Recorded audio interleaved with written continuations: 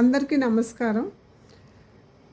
ఈ వీడియోలో నా మాటలకు ముందుగా మీకు ఒక 2 ఫోటోలు చూపించడం జరిగింది. ఆ ఫోటోలో ఉన్న అబ్బాయి గురించి ఇప్పుడు సోషల్ మీడియా అంతా మారుమ్రోగిపోతోంది. అయితే ఆ అబ్బాయిని జడ్జి చేయడం నా ఉద్దేశం కాదు. తర్వాత మరి మీరెందుకు మాట్లాడుతున్నారు అని మీరు అనుకోవచ్చు. చెప్తాను ఆ విషయం కూడా. ఈ మధ్యన అమితాబ్ బచ్చన్ నిర్వహిస్తున్న 'కౌన్ బనేగా కరోడ్పతి' అనే కార్యక్రమంలో కొంతమంది పిల్లలు వచ్చి పాల్గొనడం జరిగింది.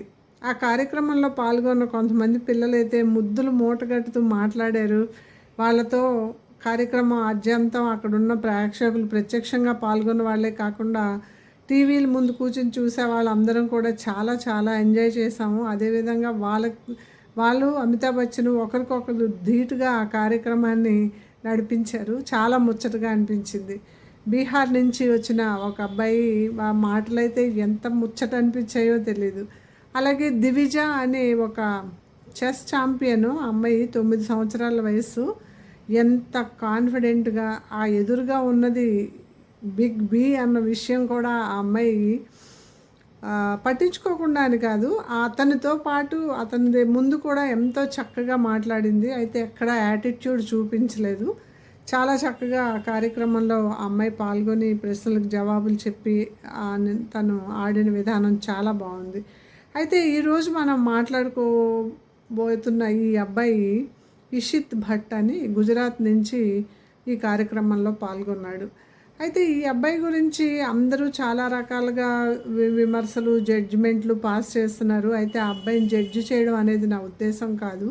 అయితే మరి మీరెందుకు మాట్లాడుతున్నారు అంటే, అదే వయసు పిల్లలు అంటే 9-10 సంవత్సరాల వయసున్న పిల్లలతో చాలా కాలంగా ఒక ఉపాధ్యాయునిగా నేను డీల్ చేస్తున్నాను కాబట్టి వాళ్ళ మాట తీరు, వాళ్ళు కొంతమంది పిల్లలు మాట తీరు, తర్వాత వాళ్ళ తాలూకా యాటిట్యూడు, వాళ్ళ కాన్ఫిడెన్స్ లెవెల్స్ అవి ఎలా ఉంటాయి, అవి సరిగ్గా లేనప్పుడు మనం ఏ విధంగా తీర్చిదిద్దాలి, వాటిని ఏ విధంగా సరిచేయాలి అన్నదాన్ని ప్రతి ఒక్కరోజు నేను తరగతి గదిలో ప్రాక్టికల్గా అది నేను చేస్తూ ఉన్నాను కాబట్టి నేను మాట్లాడుతున్నాను.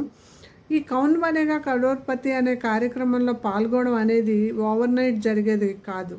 ఎప్పటి నుంచో ఆ అబ్బాయి ఆ కార్యక్రమానికి సెలెక్ట్ అయ్యాడన్న విషయం ఆ స్కూల్లోని ఆ ఊళ్ళోని చాలా వరకు ప్రచారం అయ్యే ఉంటుంది. ఈ అబ్బాయి మాట తీరులో కొంచెం కూడా ఒబీడియన్స్ కానీ ఇది లేదు. ఎందుకంటే ఆ మాట అనవలసి వస్తుంది. ఆట తాలూకా నియమాలు చెప్పడం అనేది ఒక ప్రాథమికమైన విషయం. అబ్బాయి ఎదురుగా ఉన్నది బిగ్ బి అన్న ఇది లేకుండా, ఆ స్పృహ లేకుండా నియమ నిబంధనలన్నీ నాకు బాగా తెలుసు, దానికి అవన్నీ చెప్పడానికి టైం వేస్ట్ చేయకండి అన్నాడు. అలాగే ప్రశ్నలు చెప్పి ఆప్షన్స్ చదివే లోపునే అతను మాట్లాడనివ్వకుండా తనే ముందుగా ఆన్సర్ చెప్పేయడం మొదలెట్టాడు. అయితే దురదృష్టవశాత్తు అబ్బాయి ఏది కూడా సరి అయిన ఆన్సర్ ఇవ్వలేదు. ఏ ఒక్క రూపాయి కూడా గెలుచుకోకుండానే ఆటల్లో నుంచి విరమించుకున్నాడు.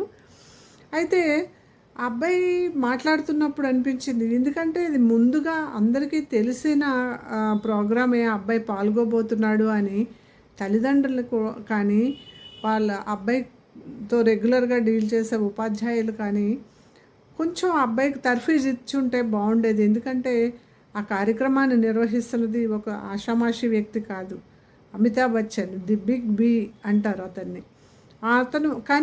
అతను ఆ కార్యక్రమాన్ని ఎంత హంబుల్గా నిర్వహిస్తాడంటే అమితాబ్ బచ్చన్ మాటలు వినడానికి ఆ కార్యక్రమం చూడాలనిపిస్తుంది.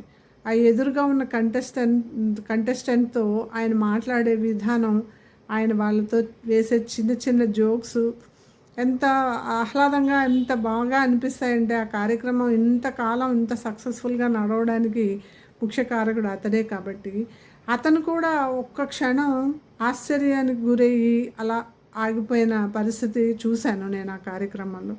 కాబట్టి ఒక చిన్న పిల్లవాడు ఎలా చేశాడు ఆ అబ్బాయిని జడ్జి చేయడం, ఆ అబ్బాయిని విమర్శించడం, దాని గురించి ఎక్కువగా మాట్లాడేదానికన్నా, ఎందుకంటే ప్రస్తుత పరిస్థితుల్లో ఇంట్లో పెద్దవాళ్ళు అన్నవాళ్ళు లేకపోవడం, తల్లి తండ్రి చాలా బిజీగా ఉండడంతో పిల్లలు చాలామంది ఈ విధంగానే ప్రవర్తిస్తున్నారు. ఎవరితో ఎలా మాట్లాడాలి, ఏ విధంగా మా జవాబు చెప్పాలి. ఇవన్నీ కూడా వాళ్ళకి చెప్పేవాళ్ళు తెలుసుకునే అవకాశం లేకపోవడం వలన చాలామంది పిల్లలు ఇలాగే బిహేవ్ చేస్తున్నారు.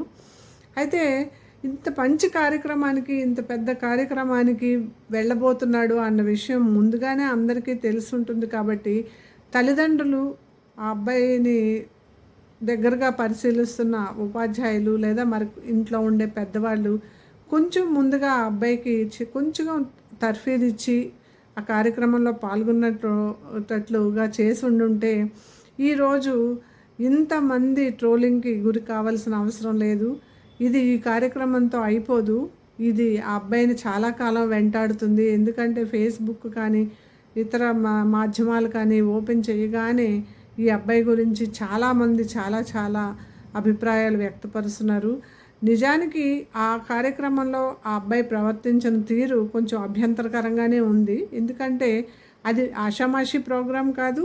దాన్ని నిర్వహిస్తున్నది చాలా పెద్ద వ్యక్తి అయినా చిన్న వ్యక్తి అయినా అలాగ సోషల్ మీడియాలో నలుగురు ముందుకి వచ్చేటప్పుడు మాట్లాడాల్సిన విధానం అయితే అది కాదు. కాబట్టి అది తెలుసుకోలేని వయస్సు కాబట్టి ఆ అబ్బాయి గురించి ఇప్పటికైనా ఆ తల్లిదండ్రులు తర్వాత ఉపాధ్యాయులు కూడా, ఎందుకంటే రోజులో ఎక్కువ సమయం స్కూల్లోనే ఉంటారు కాబట్టి మరి కొంచెం శ్రద్ధ తీసుకుని ఈ ఒక్క అబ్బాయే కాదు ఇలాంటి ప్రవర్తన ఉన్న వాళ్ళని సరిదిద్దడం అనేది అవసరమేమో అనిపిస్తుంది. ఎందుకంటే ఆ అబ్బాయి అలా ఉన్నాడు అన్నది అది వాళ్ళ ఇంటికే పరిమితం అవ్వలేదు. ఈరోజు సోషల్ మీడియా అంతా కూడా మ్రోగిపోతుంది ఆ అబ్బాయి పేరు. కానీ ఇది మంచిగా జరిగి ఉంటే అందరికీ ఆనందమే. కానీ ఇది కొంచెం అబ్బాయిని వెంటాడే విధంగా ఉంది కాబట్టి ఇంకా పైన ఇక్కడతో ఇది ఆగిపోతే బాగుంటుంది. ఎందుకంటే ఒక 10 సంవత్సరాల పసివాడికి దాని తాలూకా ఎఫెక్ట్ అంతగా తెలీదు. కానీ తర్వాత తను తెలుసుకుని చాలా బాధపడే అవకాశం ఉంది. కాబట్టి తల్లిదండ్రులకు కూడా ఇది కొంచెం ఇబ్బందికరమైన పరిస్థితే. కాబట్టి ఇక్కడతో ఈ ట్రోలింగ్ ఆపేసి ఆ అబ్బాయిని వాళ్ళ తల్లిదండ్రులు వాళ్ళు కొద్దిగా ఈ విషయం మీద శ్రద్ధ తీసుకుంటే బాగుంటుంది అనిపించి నేను ఈ వీడియో చేశాను. ఉంటాను.